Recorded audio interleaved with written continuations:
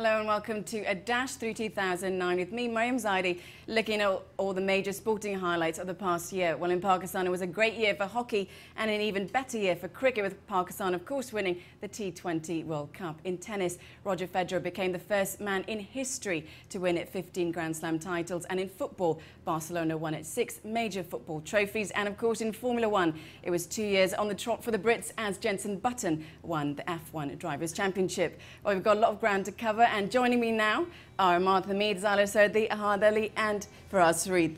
So gentlemen and lady, hello and welcome. Now, how was 2009 for sport? Mariam, for cricket, you talked about T20 triumph. It has to be one of the greatest moments in history of Pakistan cricket, especially. And winning a world title after 17 years gap, absolutely brilliant. But at the same time, we had the unfortunate incident in Lahore, which might dampen sporting activities in Pakistan in the foreseeable future. Let's talk cricket. Now, the year didn't start off too well. In March 2009, there was a brazen attack on the Sri Lankan visiting cricket team. So what has that done for cricket?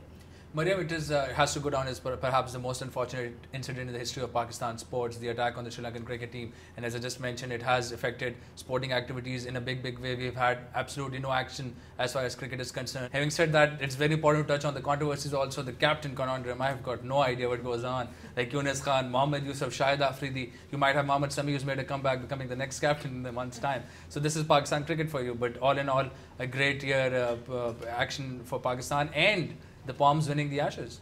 Of course they did. But how well did England do this year, apart from winning the Ashes? They have a very important series against South Africa, and they were able to save the first Test match by the skin of their teeth. The England team looks like they might be gelling in really well and might do really well in South Africa.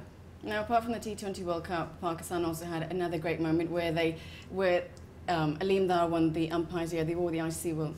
A great accolade for Aleem Dar, since he was best umpire for a long time. So, the mere fact that he's been able to win the title augurs really well for him and his future. Well, Amanza, just talking about cricket, let's now look at this report that you made on the highlights of the past cricketing year.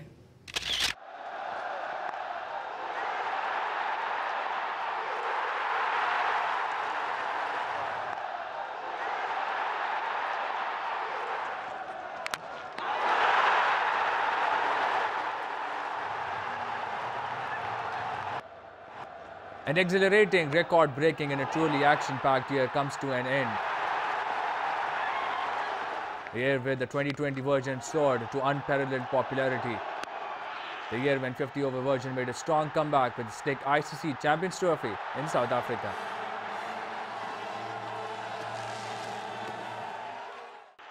(2009) would also be remembered as a year when ICC finally embraced technology through the controversial umpire decision review system.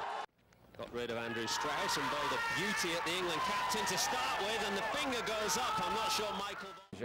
The year began with a historic Test series win for the Proteas in Australia. Graham Smith's men became the first South African side to win a Test series in Australia's neck of the woods. Pakistan's first home series of the year was against the Lankan Lions. The 3-match ODI series went to the tourists, but the Karachi Test belonged to the Maidan-born warrior, captaining the team after the sacking of Shoaib Malik. Yunus became the third Pakistani to post a triple 100 as the host amassed 765 runs in response to Sri Lanka's mammoth first innings score of 644.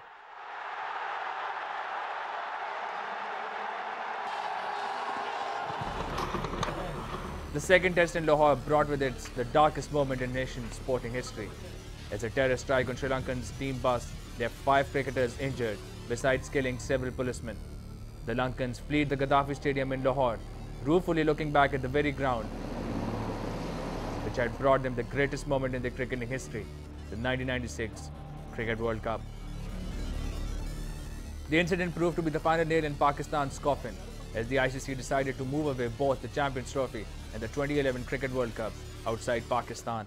We've been told that cricketers would never be targeted in Pakistan, and this morning's events have proved that. The South Africans are brought back to earth in their own backyard by the Australians, whilst the Calypsos defeated England in a Test series, shooting out the Palms for 51 in their first Test win. The Indians recorded their first series win in New Zealand in 41 years, by winning the first Test of the series at Hamilton by 10 wickets.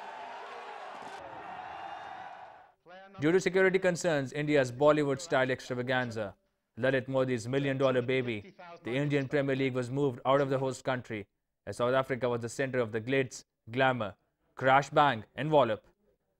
Deccan Chargers rode back from a bitterly disappointing campaign in the first year to annex the glittering trophy. I don't blame Australia. In the meanwhile, Pakistan lost a one-day series against the Australians in UAE, despite dominating for most part of the 5 matches. We're going to go to our correspondent Ahmad Hamid, who's in Karachi. Ahmad, what's the atmosphere like now that Pakistan have won the World Cup? The world then witnessed an enthralling T20 World Championship at the home of cricket, where in a rendition of the 1992 World Cup, Yunus Khan's Corner Tigers came back from the brink of elimination to lift the trophy in front of a packed Lord's ground. In the later half of the year, Pakistan's inexplicable batting collapses handed over the Sri Lankans a first ever home Test series win over their Asian rivals. ICC's Champions Trophy was won by the Australians, and India continued their dominance over the Sri Lankans, thrashing them 2-0 at home. While in another seesaw battle, the Palms regained the greatest prize in Test cricket, the Little Ashes urn. After another inexplicable captaincy crisis, Mohammad Yusuf led Pakistan to a 1-1 draw in New Zealand. Yusuf's faith in the Almighty must have been strengthened no ends as rain came to their rescue at Napier when a series defeat was looming large. The Australians were under the hammer against the West Indians down under, yet salvaged a 2-0 series win. As the year draws to an end, Pakistan is locking horns in a mouth-watering Test series against the Australians, and South Africa takes on the Palms. 2009 will be long remembered for some painful and some cherished memories. Let us hope that 2010 would see a return of international cricket to Pakistan, since there is no bigger joy and no bigger source of unifying the terror-ravaged land of the pure. Ahmad Hamid, DawnNews.